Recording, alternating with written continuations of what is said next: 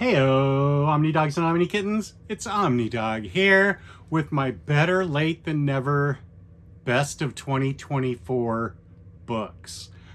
I know, it's late. I needed to get this done before it became best of 2025. So yeah, this is better late than never. I didn't limit it to 10, so there's probably about 12 plus a possible surprise book if I have time. I don't want this to be a 40-minute video, which means of course it will be a 40-minute video. But please remember, organic priced books, use code Omnidog for $2 off, and big savings, 5% off with the code for 4 more books shipped together. Omnidog set, 5% off, shipping 4 more books together. Omnidog set. Right on, right on, right on. So here are the books I really loved. And here's one problem with one book, and I'll just get it out of the way right away. And that is Beneath the Trees Where Nobody Sees.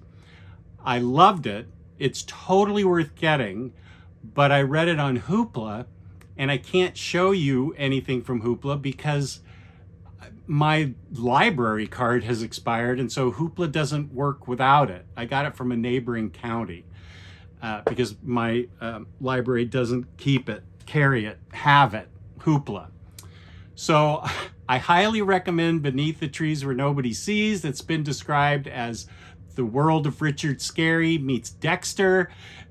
They're all anthropomorphic animals in this town. One of them's a serial killer who goes to the city to find its victims, and it's remarkable. It's everything, all the hype is worth it. It's really, really good. I'm sorry I can't show it to you.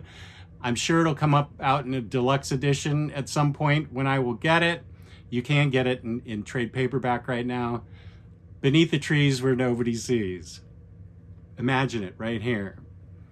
So these aren't in any particular order until I get to the top book, which I'm saving for last. But one of the books I really enjoyed was Kelly Thompson's run on Birds of Prey. And it's not just because of this nut Harley Quinn on the cover.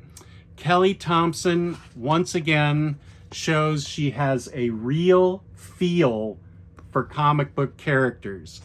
The art is fantastic by Leonardo Romero. Jordi Belair does the colors. It's really epic and great. Let's see who's in it. Cassandra Cain, Big Barda, Zealot, Harley Quinn, and Black Canaries leading the team. It's really, really good and fun. And Kelly Thompson just is one of the best writers in comics today. We're lucky to have her. The next book, this is the second part of a series, and this was my most anticipated book of 2024. That's volume 2 of Once and Future. This is where there are stories, ancient stories of myth and folklore from Great Britain that come to life, and monster hunters, a grandmother and her grandson and the grandson's girlfriend, all need to kill them, put them down, because they're trying to resurrect King Arthur. Now the problem with that, and Dan Moore does fantastic artwork. This is by Kieran Gillen with colors by Tamra Bonvillain. The problem with, well, there's several problems. King Arthur wants a world of just pure Anglicans, which means no Anglo-Saxons. He wants pure Anglo blood. And he actually ends up making this happen in this second book, which turns out to be a problem. Some of the characters that come to life in this story: Grendel, Beowulf, Robin Hood, the Green Knight, some Shakespeare like King Lear. And the other problem is that there are different versions of King Arthur. King Arthur has been a tale that's been told from Wales, from England, from Scotland. There are multiple reworkings and revisions of King Arthur throughout history, and they also start to come to life. So they really have their hands full. But this book is so well written, So well drawn with such beautiful colors. I highly recommend it to anybody, even if you don't know who Beowulf and Grendel are. They're bit players. Certainly you know who King Arthur is. And the reason that he's been resurrected and brought back to life, so to speak, he's still in skeletal form, is to create an Anglican society, and that ends up being a problem, as you might expect. Once and Future Volume 2. Get Volume 1, read Volume 2, and be happy. Book that I loved by Tiny Onion with art by Martin Simmons, Dracula. This is part of the Universal Monsters series from Image. Okay. Universal Monsters. So there's a Creature of the Black Lagoon that's come out and a Frankenstein that's coming out. I haven't read it yet, but this is the classic tale of Dracula as redone by James Tiny Onion, and it's gorgeous art with a fabulous story that is Van Helsing's in it too, and it is much more than just a Dracula story.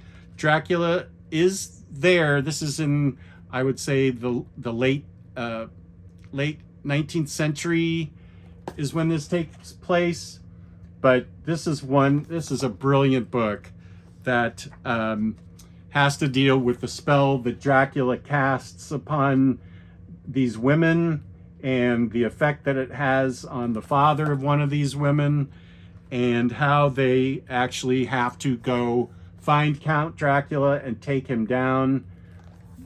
Great book, as usual, by Tiny Onion. Here's a book that was recommended to me by Omnibus from Aussieverse, and it's something epic. It's kind of hard for me to describe it, so while I'm showing you art, I'll read from the back, which does a better job than I could. Imagination is real. Outside our perception, creative thought takes physical form, with only a handful of individuals known as epics able to interact with this wondrous hidden world. But for 14-year-old Danny Dillon, accepting these responsibilities himself won't be easy or safe. Lose yourself in a world of endless fantasy and creativity where superheroes, monsters, magical creatures breathe, blah, blah, blah, blah, blah. So imagine our world. Thoughts and imagination become real. And Danny is one of the most powerful epics. And it's not just the fact that he can see these things happening, but he has an immense journey and story about him that he needs to go through to basically save the world from being taken over from a viciously bad set of imaginary creatures that are about to become real to everybody. And the journey he has to go through is a journey mostly of self-discovery. That is why it's so cool, because he has to face his own inner demons, which have become real. And Omnibus did me a solid favor by recommending this book. Fabulous art, great story by, oh boy, here, you tell me how to pronounce this. Szymon Kudranski. Love this book, one of my top reads of the year, definitely, easily. It's incredibly inventive and really a lot of fun, from Image. Next, this is something that Bunk recommended to me, and it was a total surprise how great it was. I can see why he recommended it. Kaiju Score. This is Volume 1. And this is a world in which kaiju, giant monsters, are real. And the Kaiju Score is that a group of thieves wants to make a big heist while a kaiju is attacking. This world has, like we have weather predictions of what the weather's going to be like, this has kaiju predictions based on a variety of factors as to when kaiju are likely to come out of the water and search for food and invade. They're not necessarily destructive, but they're big, and they bring a lot of problems with them, as you might imagine.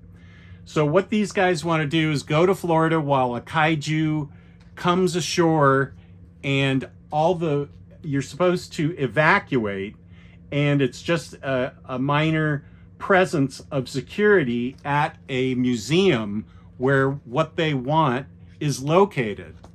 And they figured this is the best time to do it. Well, it's much more than that. It turns into, of course it's a heist, so whatever can go wrong does go wrong. So it's a lot of fast thinking by the leader, how to figure it out. You even get kind of a sweet relationship that develops between the leader and one of the kaiju. It's really a remarkable story, and I'm so glad Bunk introduced it to me, because this is a crime story. I love heist stories.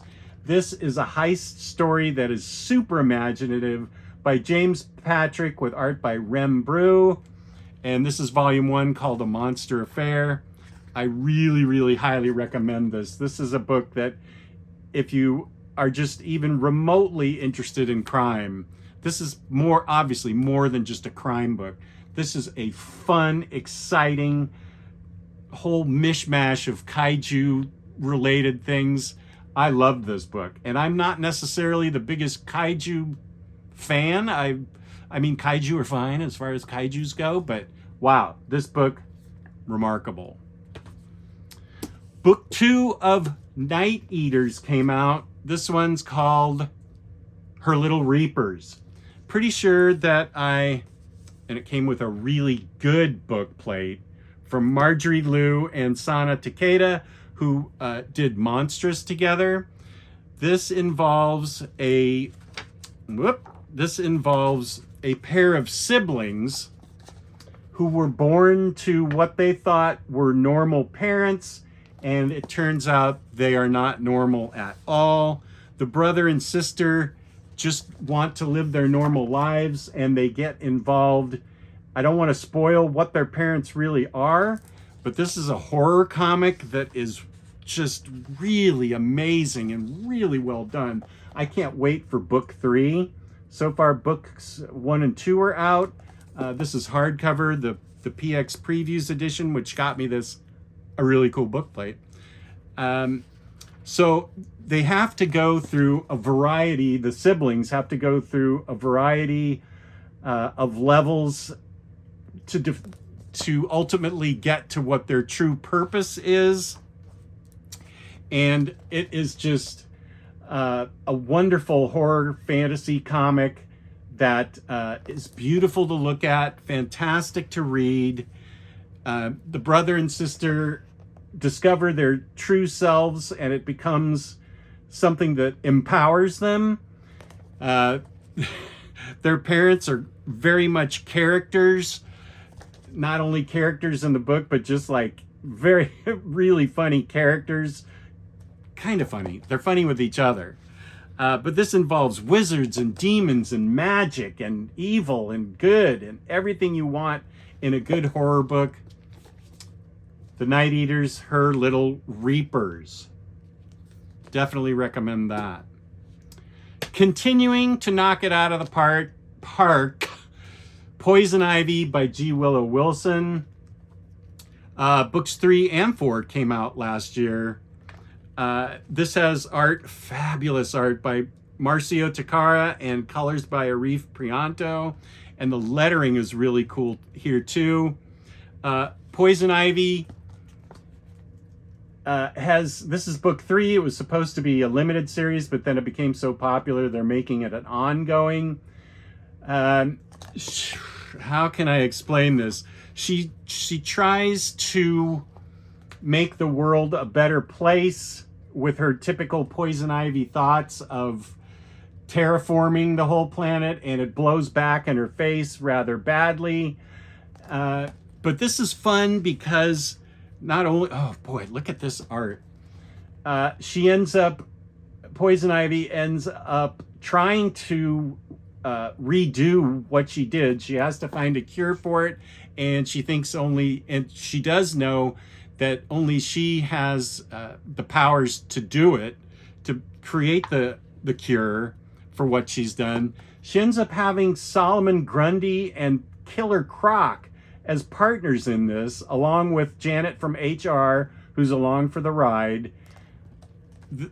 There's a reason this book got extended from a regular series to, a limited series to an ongoing series. It's because it's great. It is simply one of the best DC comics being published, and Harley appears in this a little bit, not necessarily in a big chunk of it, but she's mostly backup. I know that you're wondering because I'm a huge Harley fan.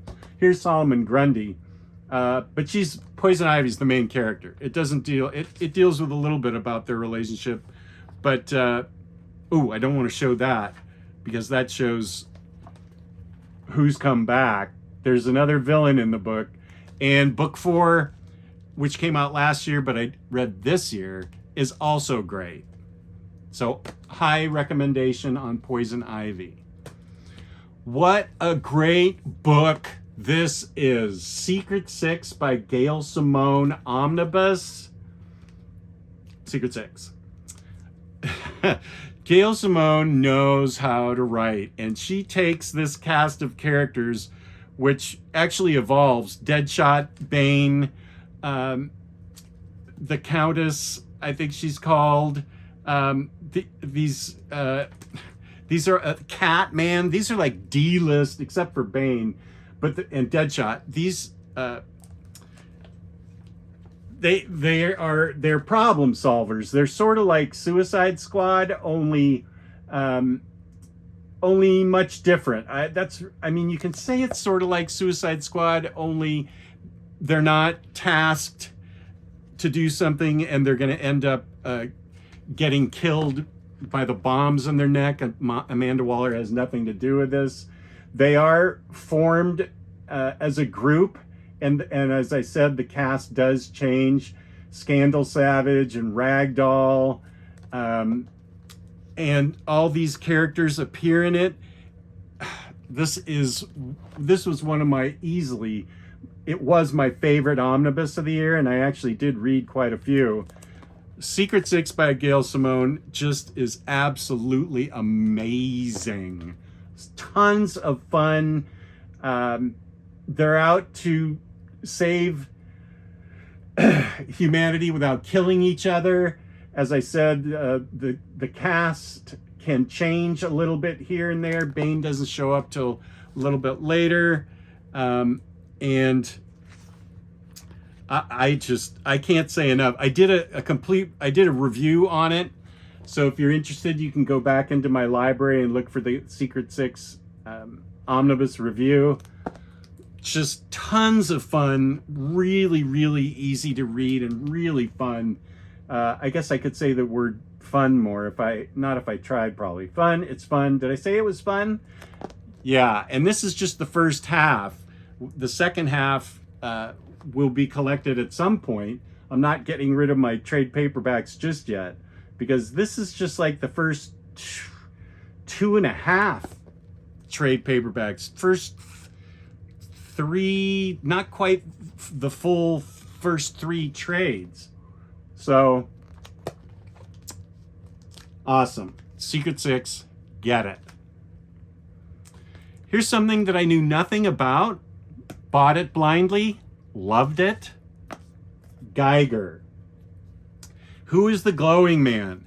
Well, it turns out that I have a picture that I saved for him right here. This is the glowing man, and this is in a not too far distant future where it's a post-apocalyptic tale, and he is exposed to a nuclear blast. He survives and becomes the glowing man, which of course proves that radiation is our friend.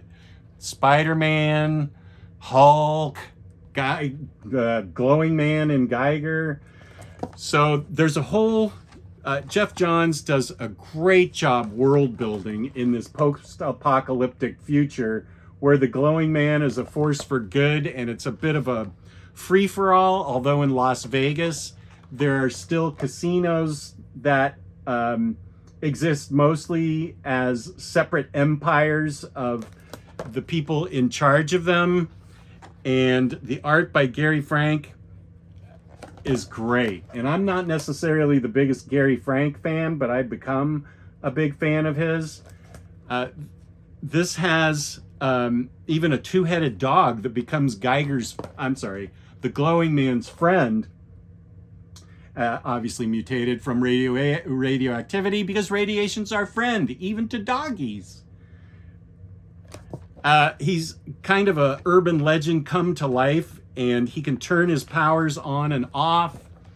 He is he's out to save a certain amount of lives, not a certain amount of lives, people that he cares about, ends up caring about. He goes out to protect them and take care of them in the dangerous post-apocalyptic wasteland. And Junkyard Joe is featured in this, which I need to read that deluxe. Junkyard Joe is a robot that is in this book, and I need to read that book. I bet that's going to be one of the best books of 2025.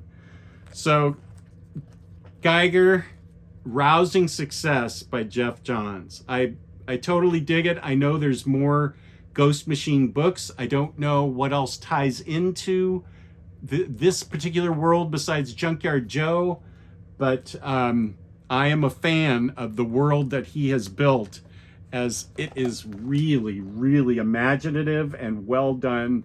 Has a lot of heart, has a lot of humanity in it, has a lot of good people, a lot of bad people, but there are some good people in this. A surprise great book this year was Unnatural Order. It starts out, it's going to be hard for me, it's always hard for me to describe this book. It starts out back in ancient times where you have barbarians and witches,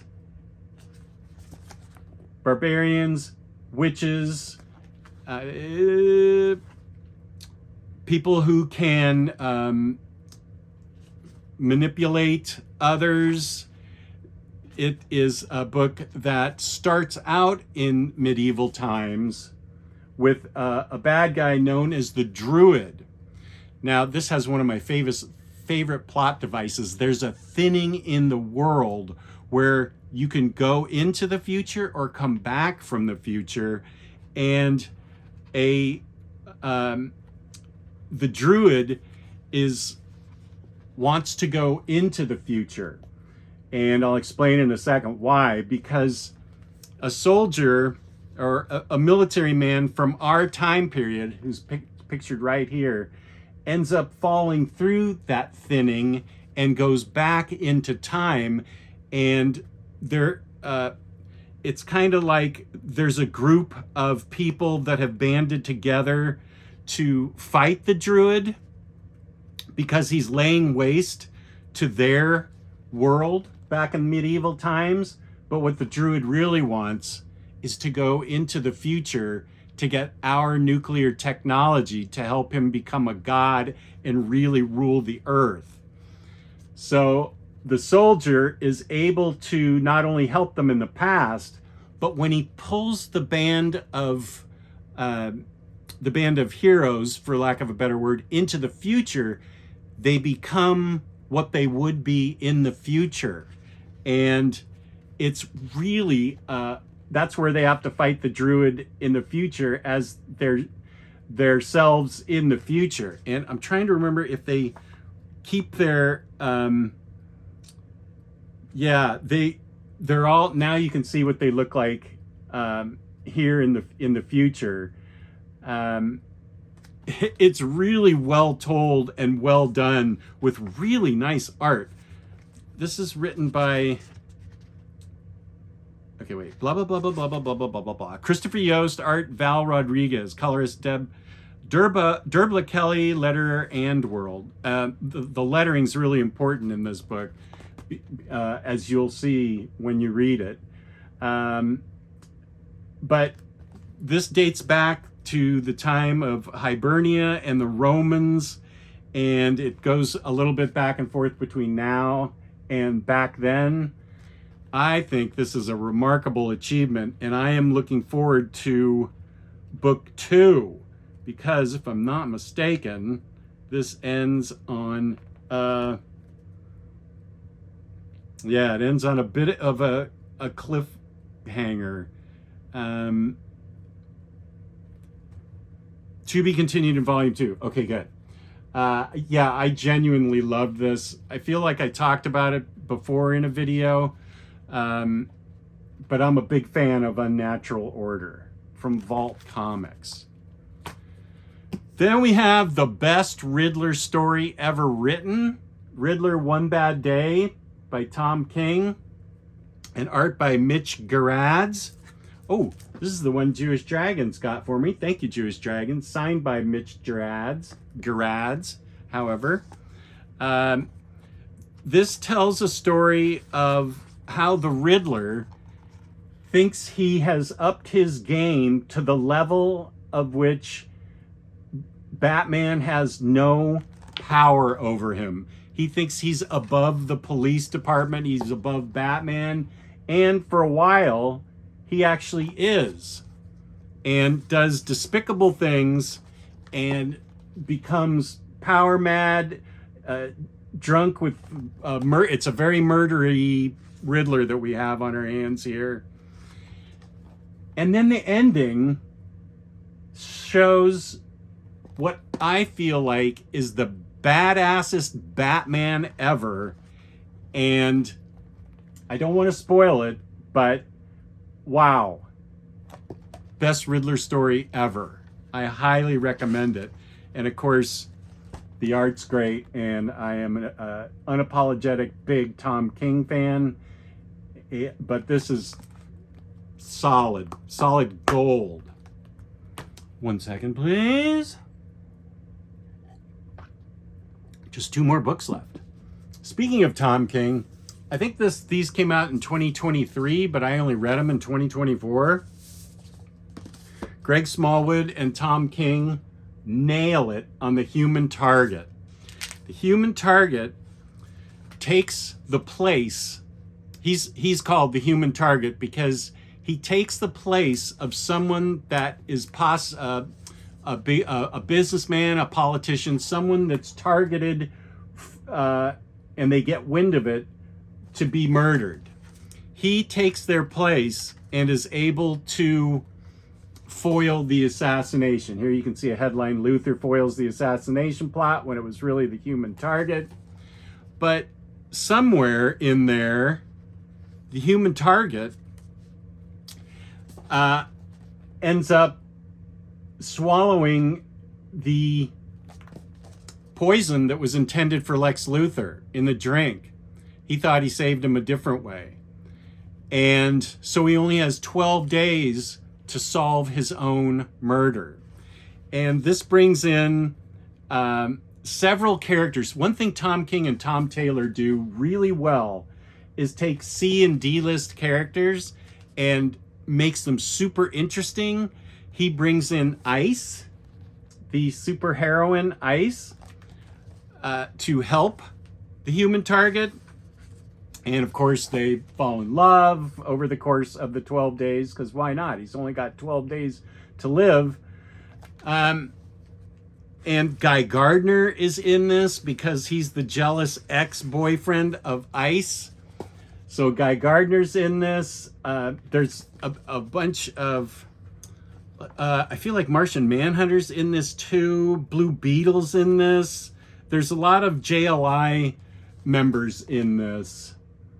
And Greg Smallwood's art, this thing's crying out for an absolute, and I will absolutely get it. Yeah, that does look like Martian Manhunter.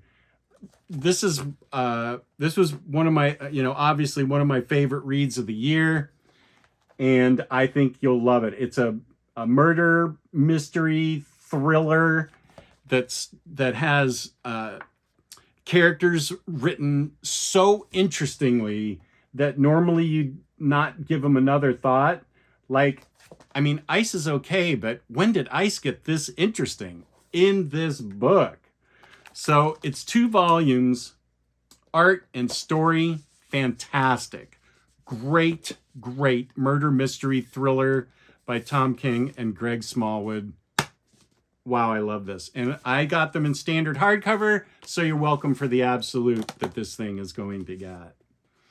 And probably no surprise to anybody that follows me, my #1 book, Inside the Mind of Sherlock Holmes, which was recommended to me by my friend Tony from Sweden. It really goes inside the mind. As you see, a cutout here is supposed to represent what it's like inside the mind of Sherlock Holmes. And it starts out, it's called The Case of the Scandalous Ticket. And, okay, Cyril Leron and Benoit Dahan are the creators. I believe they're French. This was translated, so it's a Euro book. Who puts this out? Titan? Titan Comics. Really great job on this. It starts out with Sherlock taking a trip with his 7% solution the way he normally does. But it is so much more than a normal detective Sherlock Holmes story. The way it's told is there's a shivering old man brought to their doorstep who says that he knows Dr. Watson. The police were just going to toss him in the drunk tank because he has no memory.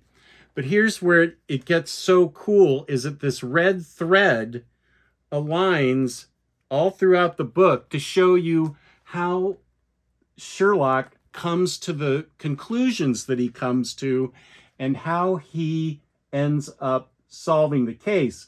It's not obviously just that one thing that happens. It leads to multiple things that are happening.